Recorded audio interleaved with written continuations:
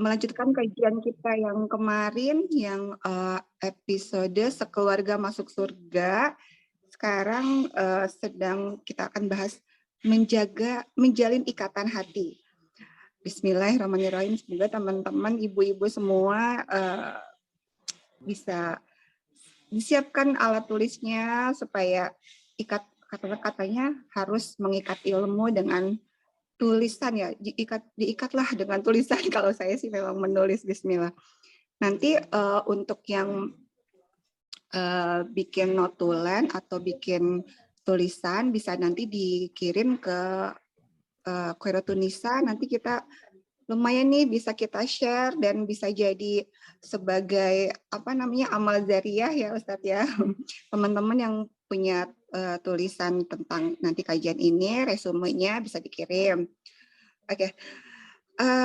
Baik, salawat serta salam kita haturkan kepada manusia terbaik, tercinta, dan yang selalu kita rindukan, Rasulullah Muhammad SAW. Semoga kita diberi rezeki untuk dapat syafaat beliau di akhirat nanti. Amin, amin ya Allah Rabbal Alamin. Baik Ustadz, tidak berpanjang kalam lagi, saya persilakan Ustadz untuk memulai tausiah hari ini. Paduli Ustadz. Baik, Masya Allah. Jazakillah khair ya dari Mbak Maya. Bismillahirrahmanirrahim. Assalamualaikum warahmatullahi wabarakatuh. Waalaikumsalam warahmatullahi wabarakatuh. Alhamdulillah, assalatu wassalam ala rasulillah wa ala alihi wa sahbihi wa mawalah. Ashhadu an la ilaha illallah wahdahu la syarikalah wa ashhadu anna Muhammadan abduhu wa rasuluhu alladzi la nabiyya ba'dah wa la haula wa la quwata illa billah wa ba'd. Akhwatal muslimah, a'azakunallah jami'an, ibu-ibu jamaah Majelis Ta'lim Khairotunisa yang hadir di kesempatan siang hari di hari Jumat ini, juga buat para bapak-bapak yang bisa jadi hadir, para tamu dan undangan yang menyimak program kita di siang ini dimanapun saat ini berada. Alhamdulillah Allah izinkan kita kembali bersua setelah beberapa bulan ya off ya. Saya menduga mungkin karena sudah mulai ramai kajian offline sehingga kajian online mungkin bukan menjadi sebuah pilihan hari ini ya, tapi kapan-kapan offline Ustadz, ya, ditunggu di insya Allah, Bintaro ya. insya Allah. Dan saya paham bahwa mungkin juga menyesuaikan jadwal juga dengan beberapa pihak juga harus yang sesuai. Ini Ya, jadi paham sekali. Tapi alhamdulillah di siang ini kita kembali melanjutkan. Kalau serial kita sebenarnya yang belum selesai itu serial mendidik anak akhir zaman. Ya, memang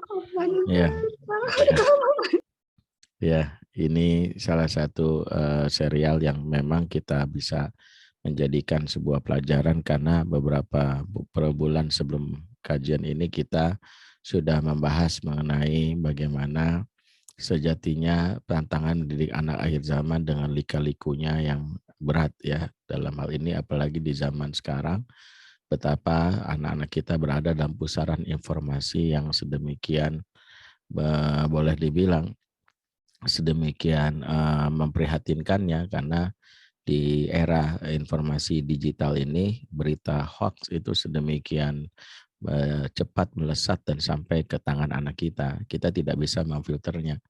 Bahkan sampah-sampah pemikiran pun masuk ya. Kita tahu beberapa waktu belakangan kita dihebohkan dengan isu child free dan isu-isu lainnya yang diharapkan oleh mereka penggagas ide-ide konyol ini adalah sebuah pemakluman atas ide mereka atas nama kebebasan, sehingga lambat laun mendapatkan dukungan. Dan tidak sadar bisa jadi anak kita yang sejatinya kita didik dengan nilai-nilai Islam dari kecil, lama-lama yang tadinya merasa gerah dengan nilai-nilai yang bertentangan dengan syariat, lama-lama memaklumi. Dan itu berarti kita sudah berada dalam kondisi di mana anak-anak kita masuk dalam pusaran zaman yang mengajak mereka kepada keburukan.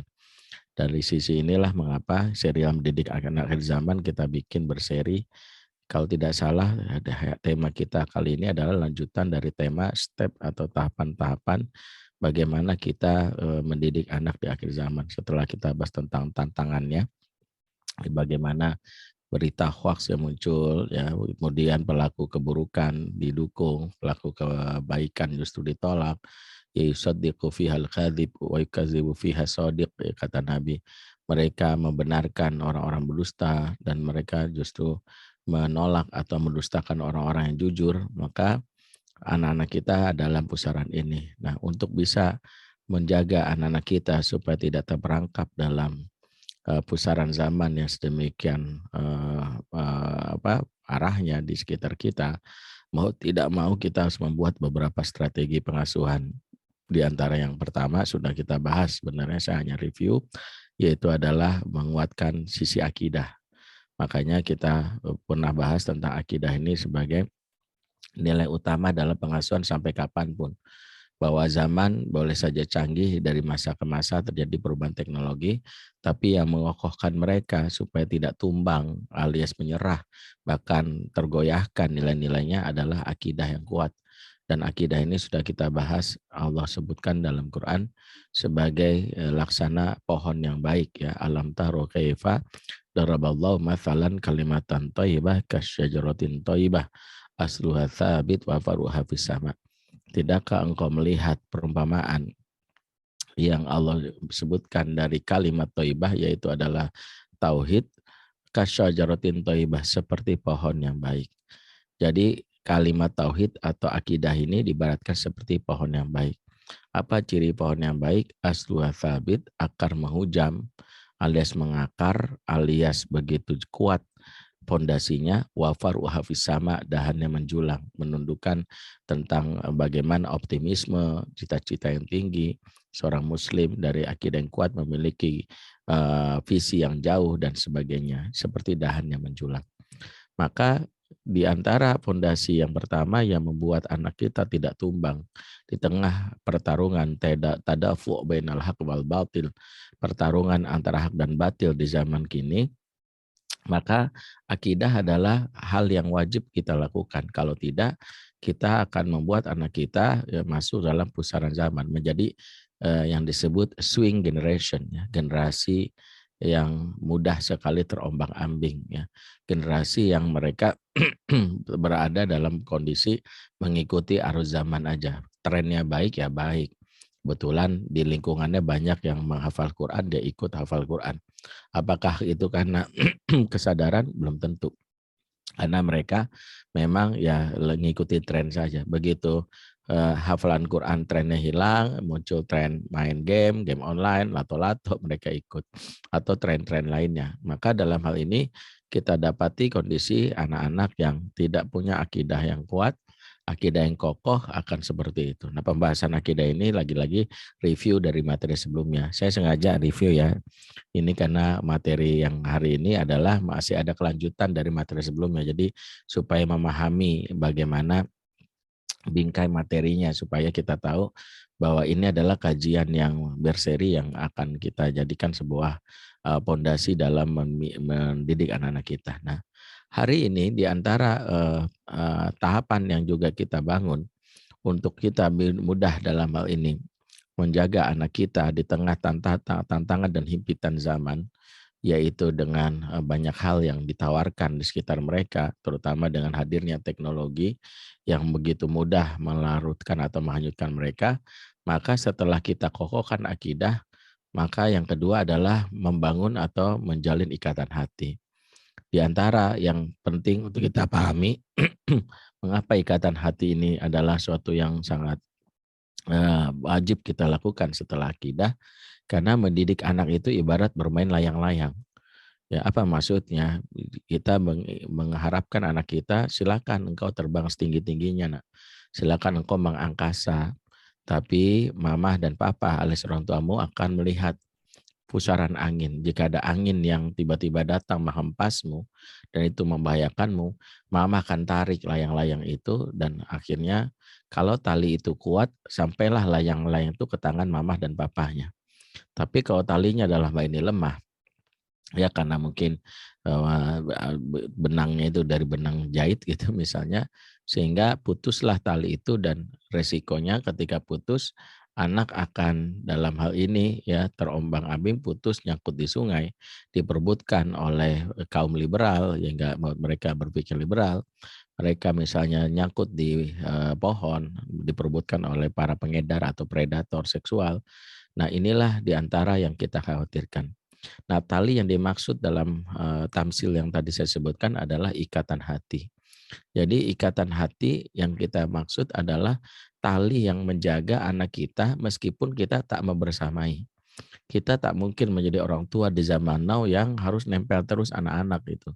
Yang jangan berpikir seperti Rexona setia 24 jam nempel kemana-mana, nggak bisa. Anak kita tetaplah anak-anak memiliki dunia yang dunianya nggak bisa kita kontrol, terutama ketika dia berusia remaja, ya, di mana mereka punya apa yang disebut para ahli sebagai click and crowd. Apa tuh klik? Klik adalah koneksi cycle pertemanan mereka yang itu akan mempengaruhi ya dalam hal ini ide pikiran mereka. Kalau dalam istilah para ahli sebut biah ya, biah atau lingkungan terdekat. Sebagaimana sabda Nabi, pentingnya dalam hal ini mewaspadai teman-teman sebagai pengaruh dalam hal ini mereka. Rasulullah mengingatkan misalnya ar-rajulu ala dini khalilihi. Rojul itu seseorang, agama seseorang tergantung siapa khalilnya, siapa temannya. Klik dalam pengertian para ahli adalah cycle mereka yang terdekat yang membuat mereka meniru segala pola perilaku anak-anak atau teman-teman mereka. Yang kedua adalah crowd. Crowd adalah referensi gaya hidup mereka dalam komunitas yang besar. Ya, crowd ini bisa jadi sebuah ide-ide yang digagas oleh satu individu yang akhirnya memiliki banyak pengikut. Crowd itu misalnya komunitas yang sekarang bisa muncul seperti ARMY ya, seperti misalnya anak-anak yang begitu ngefans terhadap para artis Korea seperti BTS. Kemudian mereka bikin sebuah komunitas ARMY atau komunitas-komunitas dunia maya yang mereka tidak yang mereka bertemu menawarkan ide. Inilah crowd ya. Click and crowd adalah kondisi di mana anak-anak kita di zaman sekarang tidak bisa dalam hal ini berada dalam satu referensi saja, itu orang tua gitu. Nah, yang jadi masalah adalah ketika click and crowd ini demikian pusat arusnya, sedemikian kuat dalam hal ini menjebak mereka, dan kita tidak punya daya filter untuk membentengi mereka. Nah, disebabkan apa? Karena anak-anak yang sudah menutup diri disebabkan tidak punya keterikatan hati. Anak-anak yang menutup diri inilah diantara accident of parenting yang selama ini nggak disadari. Kecelakaan pengasuhan pertama ketika anak punya satu kata yang kata ini adalah indikasi betapa sudah mulai anak kita bisa jadi ya masuk dalam arus zaman yang sedemikian dahsyatnya. Apa kata yang dimaksud ketika anak mengatakan that's my privacy. Ini rahasia aku ya. Kepo banget sih mama jadi orang tua. Kepo banget sih papa jadi orang tua. Ketika anak punya kalimat di mana mereka menjaga diri, bahkan dengan tegas mengatakan that's my privacy, disinilah salah satu yang pusaran arus yang akan kita dapati anak-anak yang sangat rentan untuk menjadi salah satu korban dari para predator, bahkan para pengusung paham-paham yang rusak. Baik paham yang ekstrim kiri maupun ekstrim kanan. Ekstrim kanan itu maksud seperti terorisme yang muncul juga disebabkan anak-anak yang memiliki hubungan yang rusak terhadap orang tua sehingga melarikannya kepada golongan yang mereka anggap baik tapi menawarkan pemikiran sesat. Saya misalnya mengamati beberapa waktu lalu atau 5 atau 6 tahun lalu kasus pengoboman yang terjadi di Jawa Marriott atau di mana ternyata ada satu analisis menarik di luar berita utamanya, itu salah satu pelaku adalah seorang anak muda 18 tahun yang dia dikenal pendiam di sekolahnya, di rumah bahkan dia tahu-tahu dia menjadi salah satu pelaku ya, badannya tinggi besar, dan dia menjadi pelaku yang ditemukan dia menulis catatan untuk menghancurkan seluruh orang-orang kafir akibat pemahaman Islam yang salah. Dari sisi lainnya yang menarik adalah ketika orang tua si pelaku ini diwawancarai dan mereka hanya mengatakan kami nggak tahu karena kami nggak pernah ngobrol. Kami nggak tahu, kami nggak dekat, kami nggak tahu, tahu-tahu ya muncul beritanya, kami juga jarang berinteraksi dengan anak kami. Maka kita tahu bahwa Di antara hal yang wajib kita waspadai di era di mana arus zaman ini sedemikian kuatnya adalah ketika anak kita lepas dari busurnya ketika tidak memiliki ikatan dengan kita. Yang terjadi adalah anak-anak kita menjadi pribadi yang unkontrol, tidak terkontrol. Sehingga tadi muncul anak-anak yang tadi dia ekstrim kanannya dia dalam kesesatan, menjadi pribadi yang khawarij. Padahal Rasul sudah mengingatkan itu juga sesuatu yang berlebihan. Khawarij itu juga salah satu yang disebut penghuni neraka yang berat ya, karena mereka beragama tanpa punya landasan ilmu yang benar, semangat tanpa ilmu menghasilkan anak-anak yang dalam hal ini rusak ya, itu ekstremis ya, sebuah ekstremis sampai melakukan pengeboman ya, mengangkat semua orang yang berbeda mereka kafir.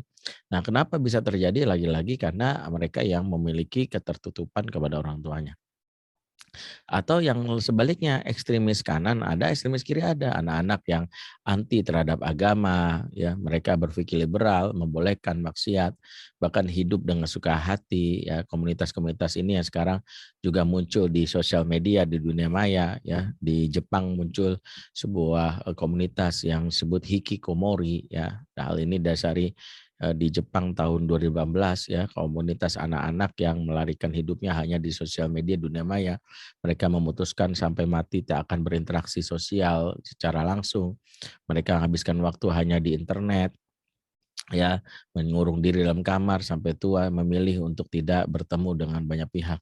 Dan mereka merasa hidup mereka sudah damai, aman, ya, di mana mereka sudah mulai dalam hal ini ya, kalau untuk urusan uang nyarinya lewat menjadi gamers atau menjadi aktivitas online yang menghasilkan uang seperti Bitcoin dan macam-macamnya. Atau ketika mereka mesen makan atau makan gampang sekarang, order online, GoFood di Indonesia, GrabFood juga banyak, atau di luar negeri juga ada yang seperti itu. Kalau mereka pun nikah, nggak perlu nikah dalam pengertian karena kebutuhan syahwat mereka sudah dipenuhi dengan virtual sex yang sedemikian canggihnya, memuaskan hasrat mereka. Dan mereka di awal berdirinya sudah memiliki pengikut 200.000 tahun 2018. 2021 saya sempat mengakses beberapa informasi ke pengikutnya sudah berjumlah sekitar 1.100.000 ya. Ini semakin membesar apalagi sekarang di awal 2023. Apa yang mau kita pelajari bahwa komunitas-komunitas ini tidak terpantau oleh orang tua. Ya, komunitas-komunitas ini tidak terpantau oleh orang tua, di mana orang tua taunya anaknya baik-baik saja, tapi era saat ini akhirnya membuat anak-anak itu mereka semua apa yang ada di luar mudah mereka ketahui. Ya, apalagi sekarang TikTok, sosial media, begitu mudah diakses. Ya, kita saat ini membenci katakanlah era-era orang tuanya begitu antipati dengan LGBT, tapi ternyata anak kita akhirnya lambat laun ya mereka dengan informasi yang banyak dan disetting bahwa sosmed ini jadi arena lipstick atau make up-nya para penggiat kemaksiatan, dikesankan humanis ya, sehingga LGBT di isu-isu diangkat adalah humanis, menerima mereka dengan pendekatan bahwa mereka juga manusia, tapi lupa bahwa apa yang mereka lakukan adalah kemaksiatan yang kemaksiatan ini sejatinya adalah musuh dari syariat agama yang agama menjaga manusia untuk berakhlak mulia. Tapi yang menarik yang membuat anak-anak yang kita sadari karena exposure sedemikian kuat dari sosmed ini membuat anak-anak kita lambat laun yang Al-Quran mengajarkan untuk kita jijik terhadap kemaksiatan terutama pelaku LGBT, di mana Al-Quran ketika menyebut LGBT kan dalam surat Al-A'raf 80 atatunal fahisyata wa lutan idh qala liqaumihi atatunal fahisyata ma sabaqakum biha min ahadin minal alamin. Ya, dan ingatlah Lut yang berkata kepada kaumnya yaitu kaum Sodom, mengapa kau lakukan perbuatan fahisyah? Perbuatan fahisyah ini perbuatan yang jijik, mana fahisyah itu jijik. Sehingga para ulama mengatakan dasarnya Allah menyebut perbuatan fahisyah jijik supaya kita yang dalam hal ini sebagai seorang muslim selagi ada rasa jijik dalam jiwa kita terhadap pelaku kemaksiatan terutama LGBT, maka kita termasuk orang-orang selamat. Jadi kalau misalnya saya melihat laki-laki sama laki-laki gandengan tangan atau bermesraan, kemudian saya bilang, ih jijik banget. Berarti mudah-mudahan Allah menyelamatkan saya, karena rasa jijik itu adalah cara Allah menyelamatkan kita dari hal yang buruk. Misalnya kenapa kita jijik sama tikus? Ternyata tikus itu juga adalah hewan yang memang dilarang dimakan. Kenapa?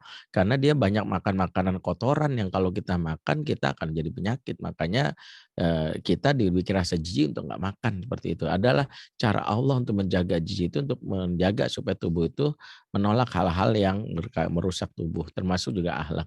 Yang jadi masalah hari-hari ini adalah anak-anak kita exposure LGBT sedemikian kuat di sosmed. Bahkan tanpa sadar kita ada yang masuk dalam kategori pendukungnya. Misalnya menonton beberapa konten yang sebenarnya secara eksplisit itu adalah konten LGBT. Di antaranya misalnya lelaki yang berpakaian perempuan sebagai bentuk impersonate yang kita anggap lucu-lucuan gitu ya. Ya, misalnya padahal Nabi sudah mengatakan la'anallahu la'ana Rasulullah al-mutasyabihina minar rijali binisa wal mutasyabihatu minan nisa birijal. Allah Rasulnya melaknat laki-laki yang menyerupai perempuan, perempuan menyerupai laki-laki. Jadi kalau sekarang tuh kadang-kadang apa ya, kita nggak sadar menjadi satu yang menganggap ini biasa. Misalnya saya pernah lihat postingan seorang muslimah yang dia membuat konten dia berpakaian laki-laki itu untuk mengesankan dia jadi suami, kemudian peran berikutnya jadi istri gitu. Orangnya itu aja. Dia ingin memberikan pelajaran tapi dari sisi syariat dia melanggar, dan ini nggak boleh. Lama-lama akhirnya kita menjadi hal yang biasa saja. Misalnya ada konten seorang laki-laki untuk merankan perempuan yang lucu, dia pakai misalnya kerudung ya, atau misalnya apa gitu untuk membuat dia kesannya seorang perempuan. Jujur hal ini adalah sesuatu yang terlarang dan tanpa sadar ini sebenarnya merusak sensitivitas kita terhadap rasa jijik itu, sehingga ini juga yang sekarang dilakukan kepada anak-anak kita. Anak-anak kita dengan si intensitas ya berinteraksi dengan sosmed ya, lama-lama yang sudah kita katakan Quran sebagai biasa apa sesuatu yang menjijikkan perbuatan ini, muncullah kalimat ini justru adalah bentuk kemenangan dari kaum-kaum maksiat ini. Apa itu? Biasa aja kali gitu. Ketika perasaan jijik diganti jadi biasa aja kali, ini menunjukkan bahwa degradasi atau penurunan nilai-nilai moral itu sudah hilang. Di mana jika maksiat zaman dahulu itu membuat kita berlindung, alias kita mohon supaya jangan masuk, alias kita harus punya rasa sensitivitas minimal jijik, tapi sekarang menganggap biasa aja kali. Bahkan yang muncul adalah kesan bahwa orang yang mendukungnya sebagai kaum yang humanis ya. Sehingga humanis seolah-olah adalah melegalkan perbuatan yang salah. Ya misalnya biarin aja berzina toh nggak mengganggu kamu. Ih humanis banget nih orang. Biarin aja dia melakukan perbuatan liwat LGBT. Toh dia tidak merusak. Ih misalnya biarkan aja dia child free. Toh dia dalam hal ini juga kamu nggak dirugikan. Jadi ide-ide konyol, ide-ide bersyariat akhirnya menjadi sesuatu yang diubah degradasinya dari yang Quran katakan menjijikkan menjadi biasa aja kali. Nah kebayang nggak? Anak-anak kita yang hari ini sudah memiliki handphone genggam tangan, mereka akan menjadi salah satu yang menjadi sasaran ide-ide seperti ini, dan ketika mereka punya yang namanya kalimat that's my privacy, maka isi kepala mereka nggak bisa lagi kita jangkau. Ya, dan ini diantara yang membuat akhirnya mereka akhirnya menjadi pihak oposisi dari orang tua, yang orang tuanya kaget-kaget.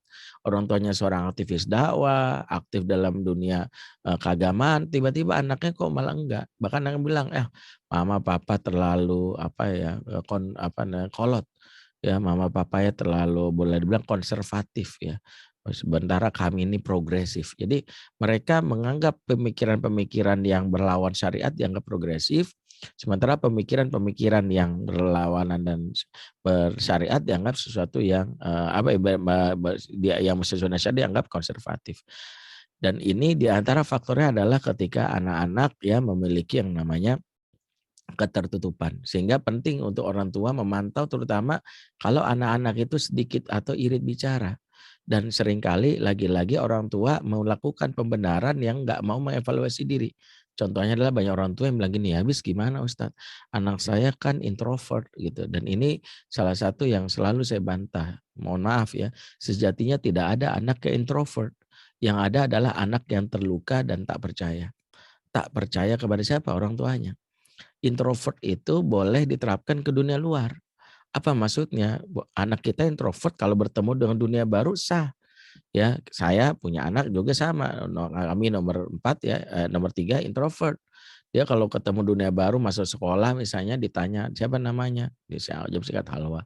"Sekolah di mana?" "Jakarta Timur." "Rumah di mana?" "Jakarta Timur." "Sekolah di mana?" "Di daerah Cibinong." "Oh, sini sama siapa?" "Sama Umi." Selesai. Dia memang untuk beradaptasi dengan dunia baru lama, omongnya pasif dia. Tapi dengan orang tuanya, dengan kami alhamdulillah banyak ngomongnya, banyak ceritanya. Apa yang dia baca, apa yang dia tonton, apa yang dia pikirkan diomongin, diobrolin sampai-sampai kita kewalahan. Di sini kita pahami bahwa introvert itu tidak ada ke orang tua. Introvert itu kalau ke orang tua jangan namakan introvert, namanya yang kita sebut parenting pain, yaitu luka pengasuhan. Bisa jadi karena dia terluka, dia tidak mau bercerita, ngomong apa mama, males ah, paling diomelin.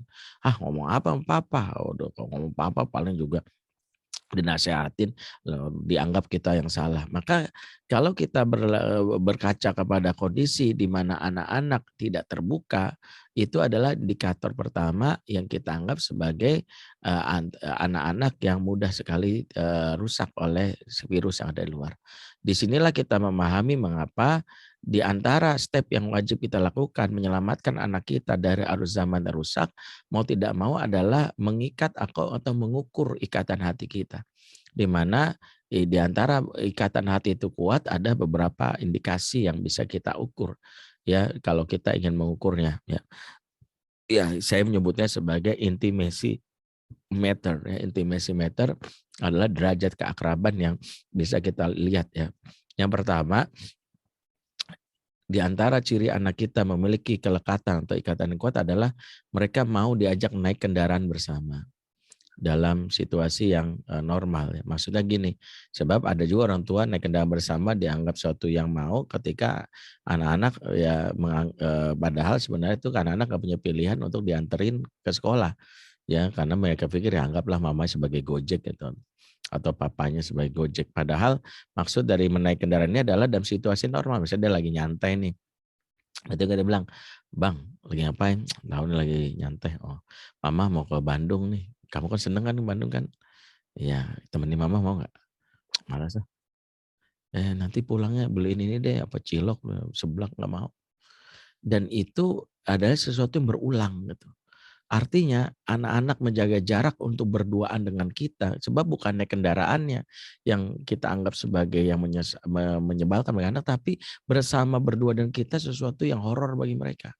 Nah, kalau mereka merasa bahwa, "Ah, ngapain nemenin mama, ya paling juga dinasehatin, paling juga begini, paling juga begitu," maka itu adalah di antara indikasi pertama anak-anak yang mengalami kondisi, ikatan hati yang rusak.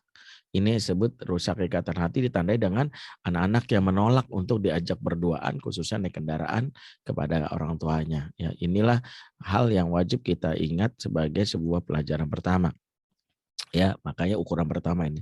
Yang kedua, anak-anak yang memiliki kelekatan hati yang kuat, selain mau diajak naik kendaraan bersama, yang kedua mereka bersikap spontan. Apa itu spontan? Spontan itu bereaksi yang natural untuk semua emosi yang dirasakan. Di balik anak-anak yang tiba-tiba ngambek, nggak mau," gitu, atau, "Mama kenapa sih?" Atau tiba-tiba dia kalau lagi ceria, dia gaya-gayaan atau kadang ngupil depan kita, nggak sengaja kentut, "Dut, abang, bau," gitu ya. Di luar kita merasa kesel, anak kita kok kentut, maka di situ ada rasa nyaman. Rasa nyaman ada memberikan ruang kepada setiap orang untuk berekspresi dengan apa yang rasakannya.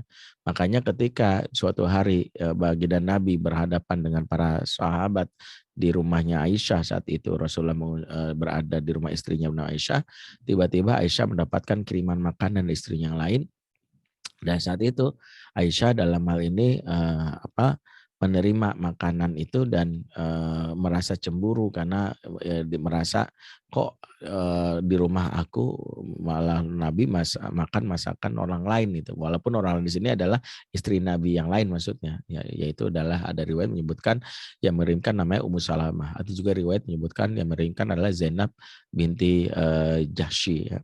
Maka Aisyah tidak bisa menahan rasa cemburunya, dibawa piring itu depan Nabi dan dibantinglah di depan Nabi, prang gitu.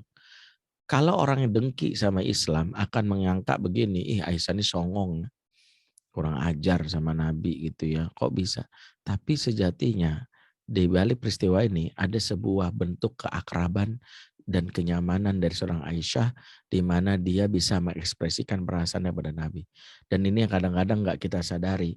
Anak-anak yang menahan tangisan depan kita, anak-anak yang mau marah tapi ya udahlah, dan ekspresinya cenderung datar, dia mengumel, dia mengumpet di belakang. Kalau diomelin dia cuma nahan diri, nggak bisa menunjukkan perasaan kesalnya.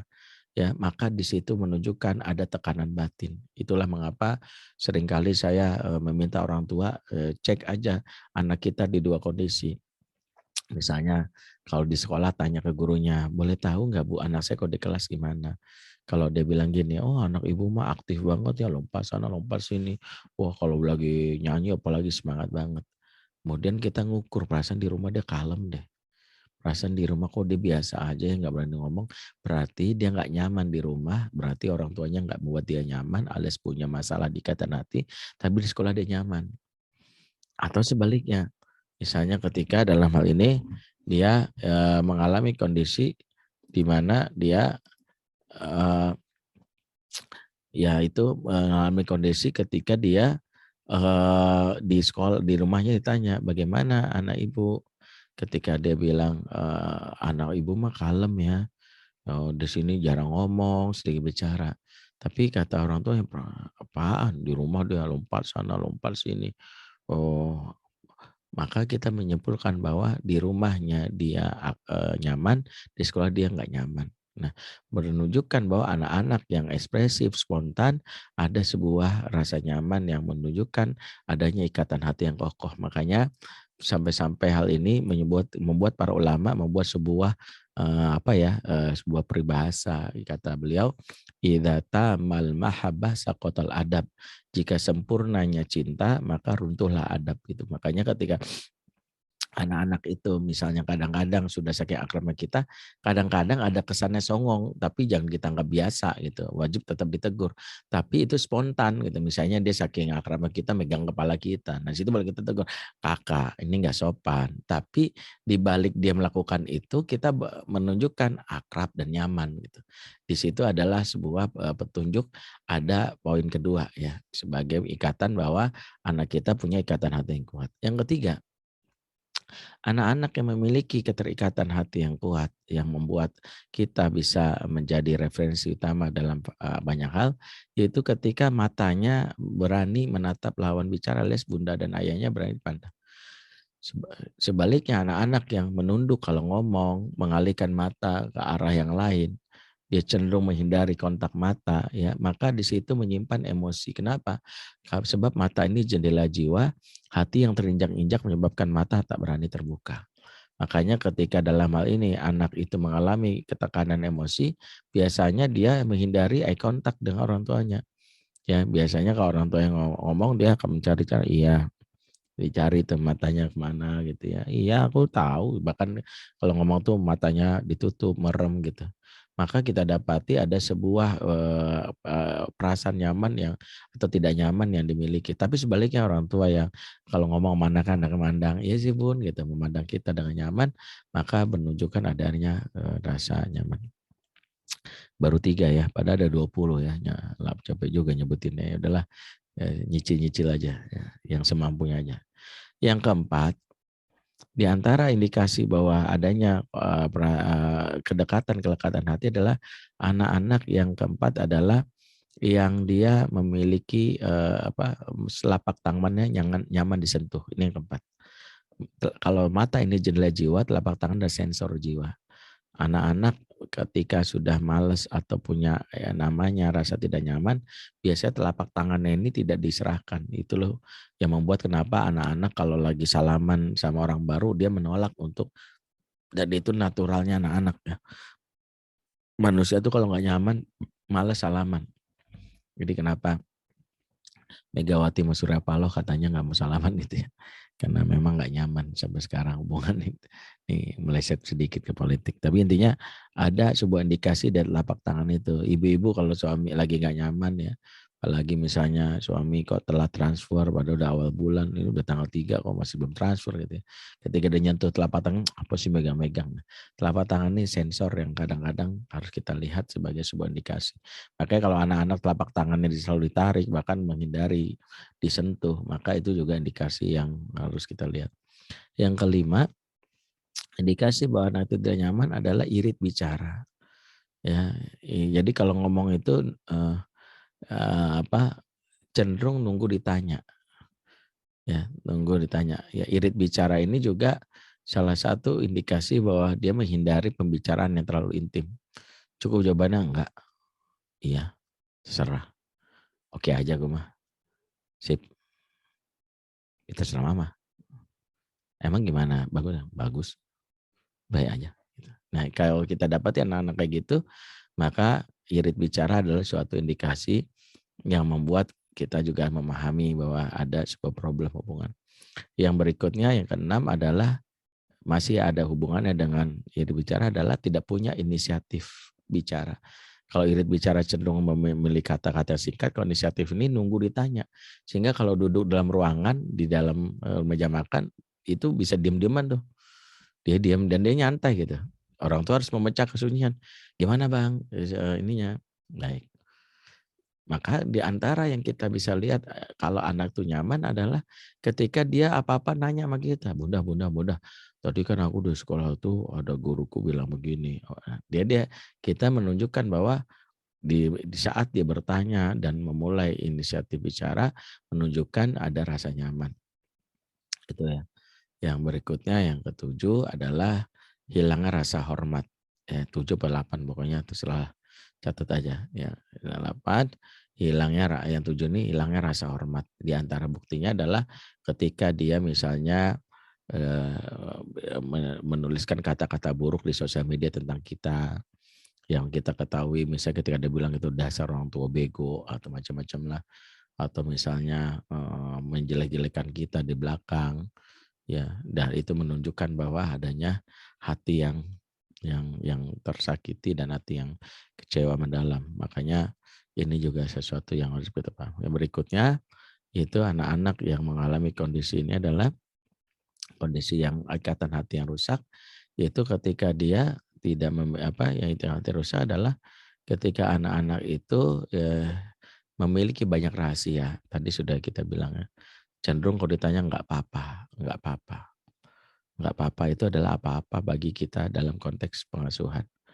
Ya, dan ini nanti ada hubungan yang ke-10, yaitu anak-anak yang cenderung berdusta. Yang kalau nomor 9 adalah anak-anak yang tidak mau terus terang, cenderung menutup diri. Yang 10 adalah anak-anak yang berdusta. Ya, berdusta. Yang bilang udah sholat pada belum sholat. Bilangnya sekolah padahal nggak sekolah. Nah, kondisi-kondisi ini adalah diantara indikasi menunjukkan rusaknya ikatan hati. Nah, ibu-ibu dan bapak semua yang hadir.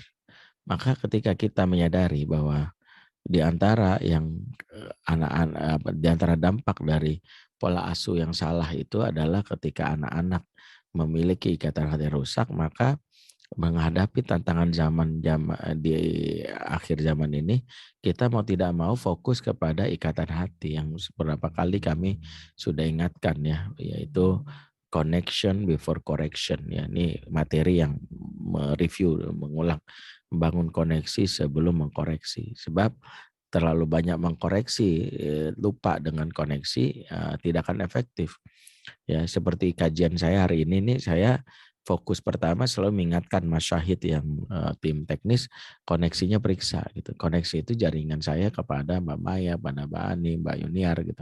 Nyampe enggak? Karena jangan sampai semangat mengkoreksi dengan nasihat-nasihat, tapi koneksi enggak ada. Pastinya nanti pada bertanya, Ustadz ngomong apa sih? Ustadz enggak jelas, Ustadz suaranya gini gitu. Maka koneksi itu akan membuat koreksi mudah. Nah, orang tua itu banyak yang sekarang fokus ke mengkoreksi. Ya, kamu tuh harusnya nggak begitu. Nah, koreksi itu nggak akan bisa diterima anak kalau nggak terkoneksi. Nah, kelemahan kita ini kita terburu-buru mengkoreksi, padahal koneksi kita sebenarnya sedang bermasalah. Betapa banyak Ustadz maksain ceramah ketika mic-nya terganggu. Kalau saya mendingan dihentikan ya, karena kalau sekedar ngejar amplop ya sebenarnya yang penting ceramah aja ya, walaupun mic-nya rusak bodo amat, toh gua dibayar. Tetapi bagi kita yang memiliki visi dakwah nggak begitu.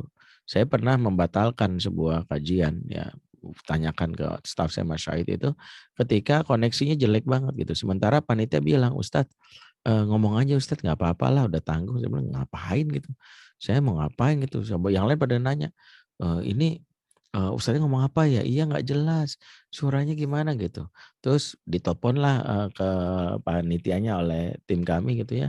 "Ini gimana nih?" Dicek, oh jaringannya, oh ternyata masalahnya ada di aplikasi Zoom yang, kita pakai gitu.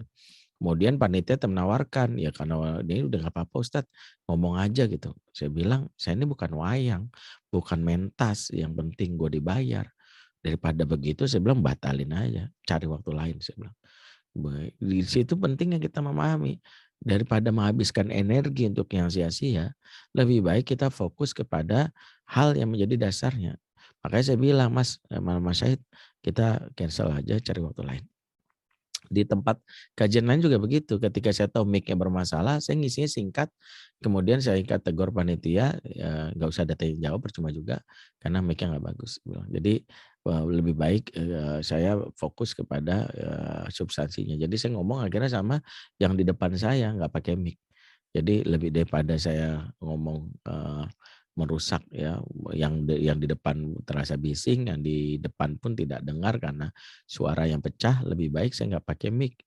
Ya minimal menjangkau orang yang di depan walaupun cuman 5 atau 10 sampai 10 orang gitu. Tapi di luar, yang di luar nggak dengar nggak apa-apa gitu. Nah, kenapa hal ini kita lakukan? Satu, karena tahapan orang mudah dikoreksi kalau terkoneksi. Nah, inilah dakwah yang harus kita tegakkan. Nabi itu dakwahnya tidak memulai dengan koreksi, tapi mengkoneksi. Makanya Nabi itu memulai dengan membangun kesan dulu sebelum menyampaikan pesan. Bangunlah kesan sebelum menyampaikan pesan. Ya, kalau ditanya Nabi dakwah berapa lama?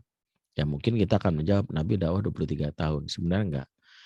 Nabi berdakwah itu seumur hidup. Cuman bedanya dari umur 0 sampai 40 tahun Nabi itu membangun kesan. Bukti dari Nabi membangun kesan itu adalah branding. Branding itu tidak Nabi ngaku-ngaku gitu, tidak Nabi ngaku-ngaku mengatakan, "Perkenalkan nama saya Muhammad, panggil saya Al-Amin, orang yang layak dipercaya." Enggak pernah. Tapi Al-Amin adalah sebuah penghargaan dari masyarakat atas konsistensi Nabi yang memang terbukti. Ya, jadi masyarakat sendiri menyematkan wal amin, dan ini al amin gitu. Jadi Nabi nggak pernah ngaku-ngaku, yang ada al amin itu adalah masyarakat sematkan. Sehingga ketika Nabi sudah punya branding al amin, maka pada saat Nabi menyampaikan pesan, ya masyarakat nerima dengan cepat. Pendukung Nabi langsung banyak gitu.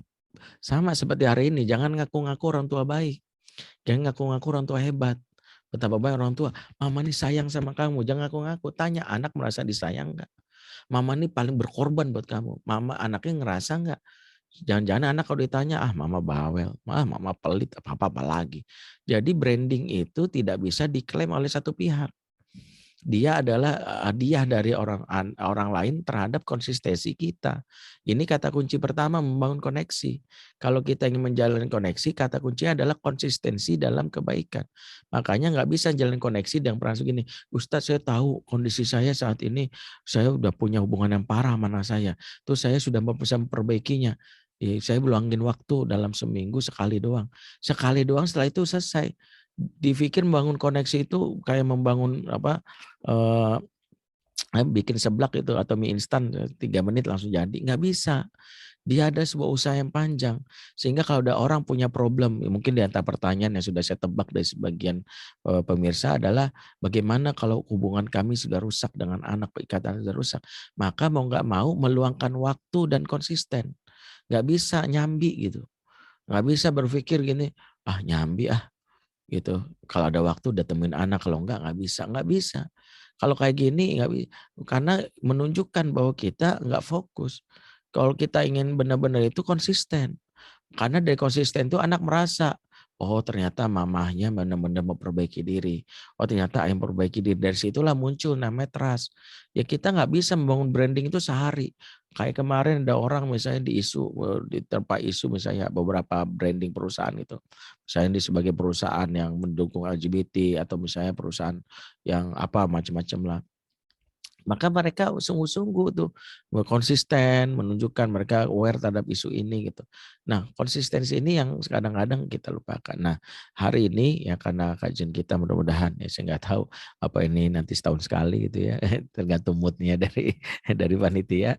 Tapi yang jelas kajian ini adalah kajian berseri. Jadi kalau hari ini kita membahas ikatan hati sebagai sebuah ukuran pertama yang tadi kita ukur, maka nanti pertemuan berikutnya kita bagaimana jurus jitunya untuk menjalin ikatan hati. Jadi jurus jitu yang kita maksud yaitu ketika anak-anak itu akhirnya berusaha dalam hal ini ya lambat laun yang hatinya tidak koneksi kepada kita akhirnya terkoneksi kembali. Ingat bangun koneksi sebelum mengkoreksi, bangun kesan sebelum sampaikan pesan. Kesan ini harus kita munculkan dengan kuat di hadapan anak-anak sehingga anak-anak mudah diajak kepada kebaikan. Ya mudah-mudahan ini pengantar kayak boleh dibilang bagian dari sesi serial mendidik anak akhir zaman yang akan kita lanjutkan di pertemuan berikutnya. Ya pertemuan berikutnya judulnya jurus jitu mengikat hati, bagian dari upaya kita menjalin ikatan hati dengan anak-anak kita di akhir zaman. Wallahu a'lam bishawab, mudah-mudahan bermanfaat. Aku luqul azza fastaghfirullahaladzim. Wassalamualaikum warahmatullahi wabarakatuh. Waalaikumsalam warahmatullahi wabarakatuh. Masya Allah. Ya, Ustadz langsung pertanyaan saja ya. Ada yang mau bertanya ini sudah di chat. Oke, dari Mbak Yunda. Assalamualaikum Ustadz, izin bertanya. Anak saya perempuan usia 9 tahun. Secara koneksi menurut saya dekat karena dia selalu cerita apapun yang dialami di sekolah. Perasaannya, pengalaman, tapi dia suka berbohong soal harapan dan rutinitas. Contoh, nasinya suka dibuang. Oh, saat sarapan kalau saya nggak duduk berarti di depannya. Begitu juga wudhu misalnya, bilangnya udah padahal belum. Bagaimana saran dari Ustadz? Jazakallah khair. Ya, ini sama Baik nih. yang Wudhu. ya. Baik yang pertama adalah klaim bahwa anak sedekat ini juga harus juga kita lihat, jangan-jangan GR-nya kita juga, walaupun bukan berarti saya mengatakan seolah-olah bahwa yang bertanya pastinya harus enggak juga gitu. Bagus kalau ternyata ini kita konsistensikan dengan apa indikator-indikator yang lain ya. Karena dekat dengan konteks bahwa dia banyak cerita itu belum jadi ukuran. Dia bercerita misalnya perasaan, jangan diceritain juga yang bluffing, yang asal bapak senang, asal mama senang. Mama tadi aku kan habis sholat tahajud 23 rakaat. Jadi sesuatu yang selama ini ya, dia ceritakan, jangan-jangan ada hal-hal lain gitu.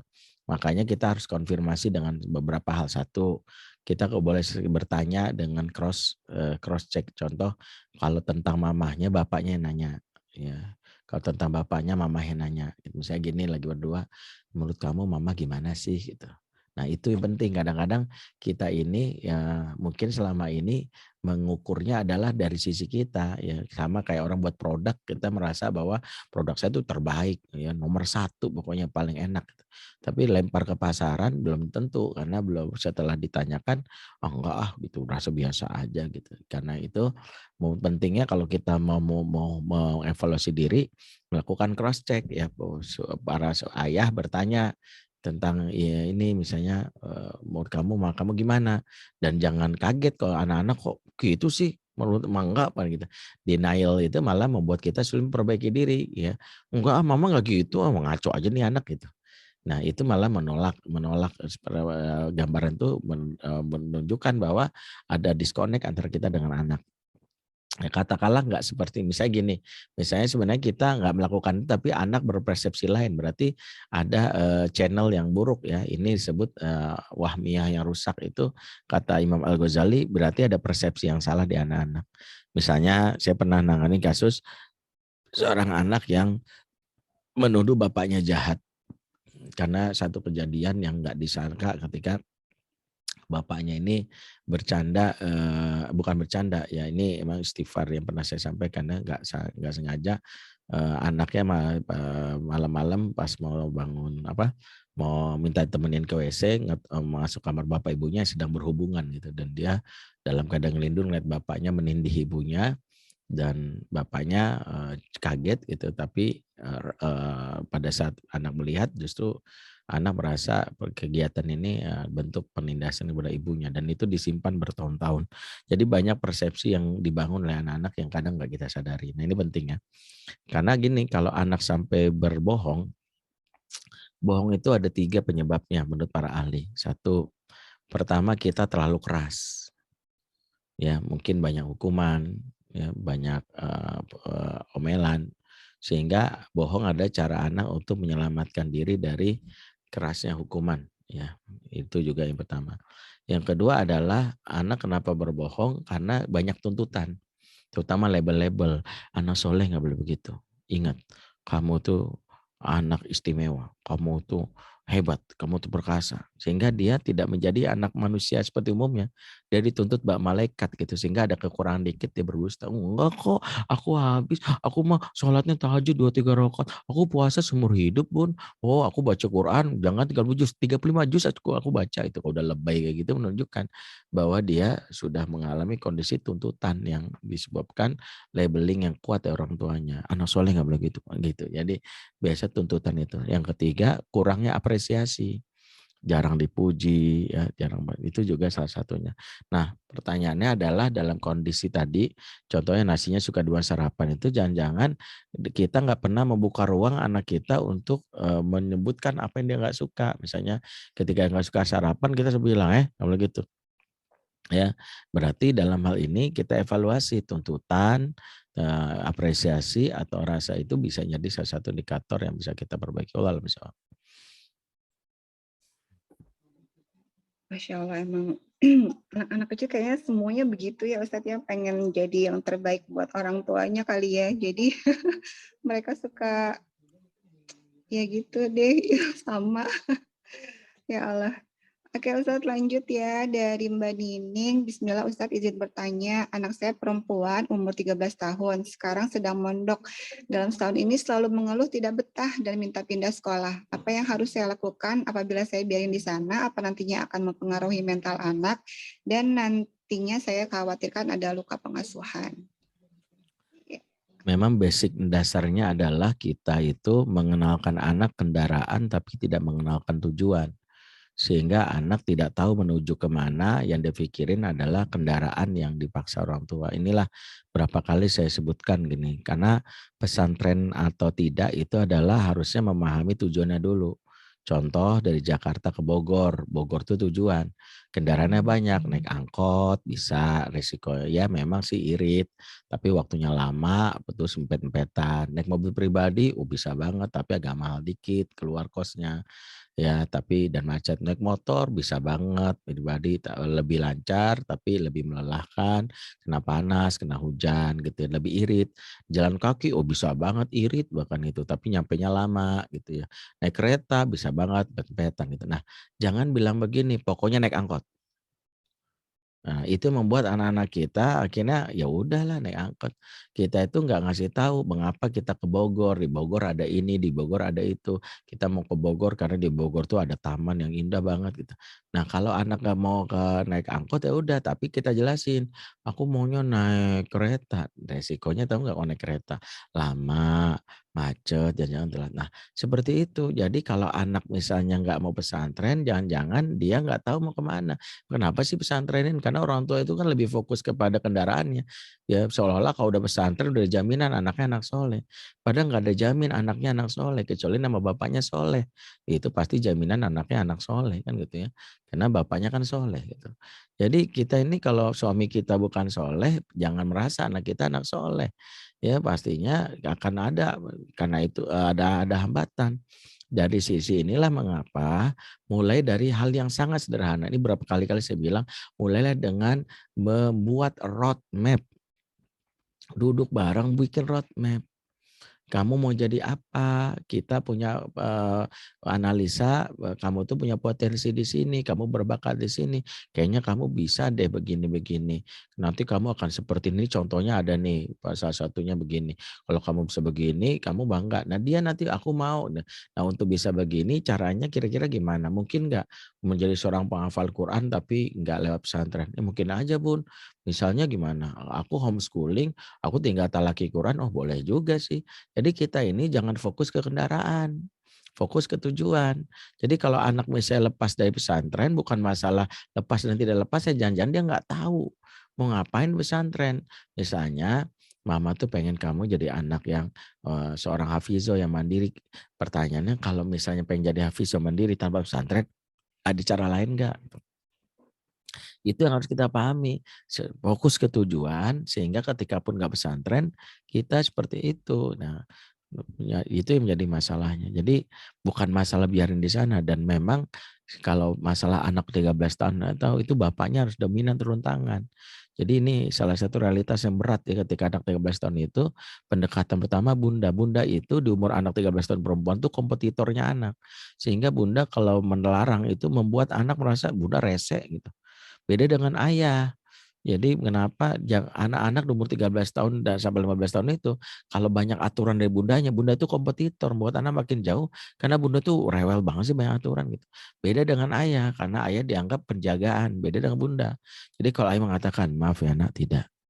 Anak perempuan akan merasakan ayahnya melindunginya. Sehingga itu yang membuat kenapa kalau anak 13 tahun bundanya mundur selangkah, ayah maju. Jadi kalau misalnya kayak gini, bilangnya gini, tanya ayah ya. Mama yang penting mah kamu nyaman. Tapi tanya ayah boleh.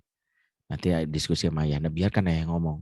Karena kalau bunda yang ngomong dan keputusan bunda tidak sesuai dengan harapan, bunda akan diserang oleh anak sebagai pihak yang menyebalkan. Beda dengan ayah. Ya Allah alam sawab. Baik, alhamdulillah. Sebentar, satu lagi Ustadz. Dari Mbak Gania, Assalamualaikum warahmatullahi wabarakatuh. Ingin bertanya Ustadz, bagaimana caranya mengatasi pergaulan anak? Misal saat bermain di rumah dengan tetangga, ada beberapa anak yang bersikap tidak baik atau tidak sopan. Bagaimana cara agar anak tidak mengikuti hal-hal tersebut? Jazakallah khair. Iya, kalau ingin membatasi, masukin anak ke freezer. Nanti 20 tahun lagi keluarin. Gitu.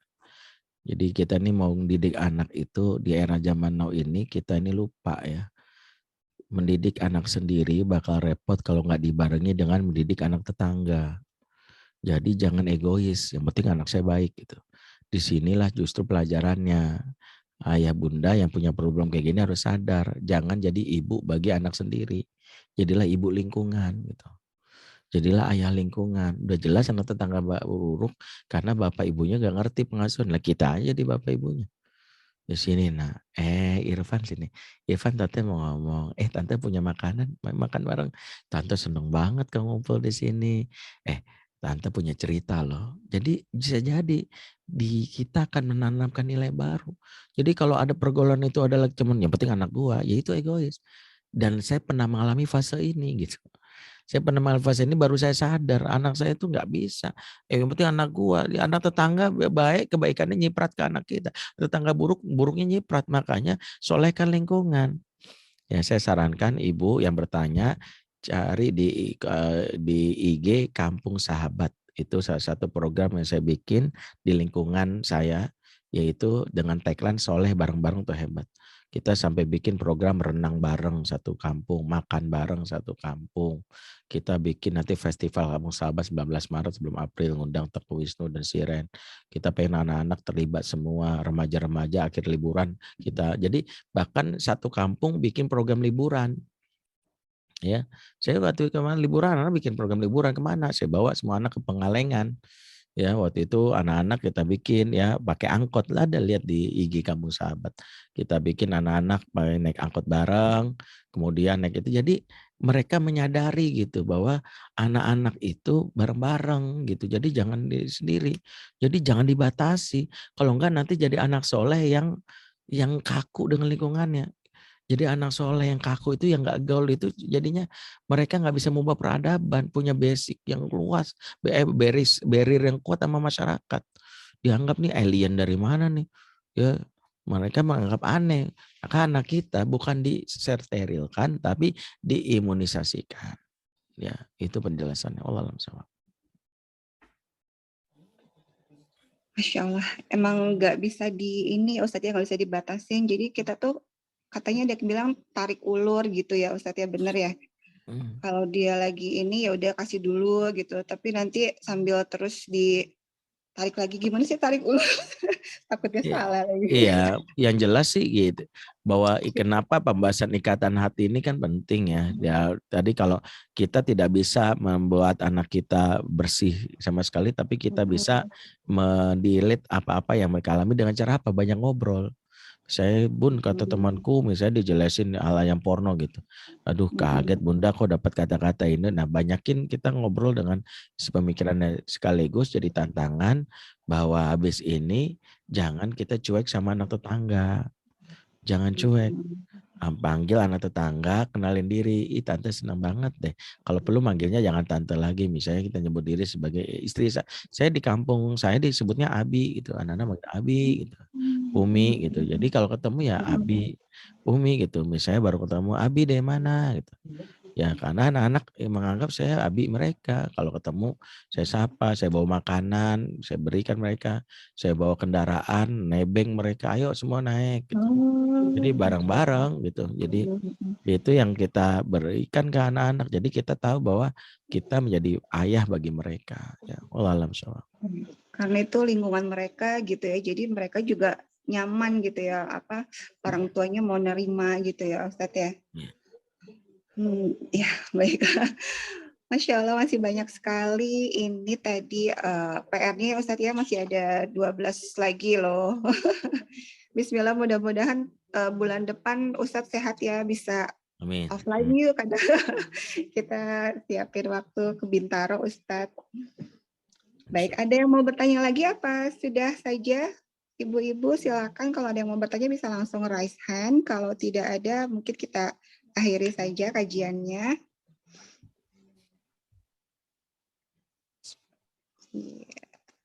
Sepertinya sudah tidak ada, Ustadz. Insya Allah semuanya ibu-ibu sudah cukup ya. Mudah-mudahan semua ibu-ibu semuanya bisa baca-baca lagi. Kalau nggak lihat di YouTube kajiannya Ustadz Bendri, banyak bisa dimurojaah lagi. Baik Ustadz, mungkin doa penutupan saja Ustadz. Baik.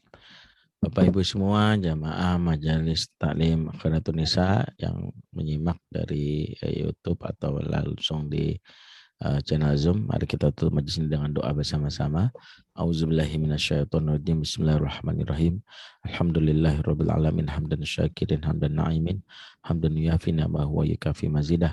Ya Rabbana lakal hamdu kama yanbaghi li jalali wajhikal karim azimi sultanik. Allahumma shalli ala sayyidina Muhammad wa ala sayyidina Muhammad. Ya Allah, Ya Rahman, Ya Rahim, Ya Malik, Ya Kudus, Ya Salam. Ampunilah dosa-dosa dan kesalahan kami, Ya Rabb. Bantu kami, Ya Rabbana, untuk menjadi orang tua yang amanah. Orang tua yang bisa menjalankan perannya dengan maksimal, menjaga fitrah kesucian anak-anak kami, dan menghantarkan mereka menjadi anak-anak yang tangguh di masa depan. Ya Allah, izinkan kami bisa masuk surga bersama-sama dengan pasangan kami, anak-anak kami, Bapak, Ibu, serta karib kerabat kami. Dan izinkan kami, Ya Rabbana, memanfaatkan usia kami yang singkat ini untuk beramal soleh. Panjangkanlah usia kami dalam ketaatan kepadamu. Dan sekiranya kami wafatkan kalau dalam keadaan husnul khotimah. Rabbana atina min ladunka rahmah wa hayyi lana min amrina rasyada. Rabbana hab lana min azwajina wa dzurriyyatina qurrata a'yun waj'alna lil muttaqina imama. Rabbana fil lana wali walidina warhamhum kama rabbawna shighara. Rabbana atina fid dunya hasanah wa fil akhirati hasanah wa qina azabannar. Subhana rabbika rabbil izzati amma yasifun wa salamun alal mursalin. Alhamdulillahirabbil alamin. Afa minkum subhanakallahumma bihamdik asyhadu an la ilaha illa anta astaghfiruka wa atubu ilaik. Bila taufiq wal hidayah. Wassalamualaikum warahmatullahi wabarakatuh. Waalaikumsalam warahmatullahi wabarakatuh. Jazakallah khair Ustadz Bendri, sehat-sehat. Insya Allah ketemu lagi di bulan depan. Bulan depan tuh puasa Ustadz ya. Insya Allah masuk ke Ramadan, kita nggak tahu nih enaknya gimana nih Ustadz.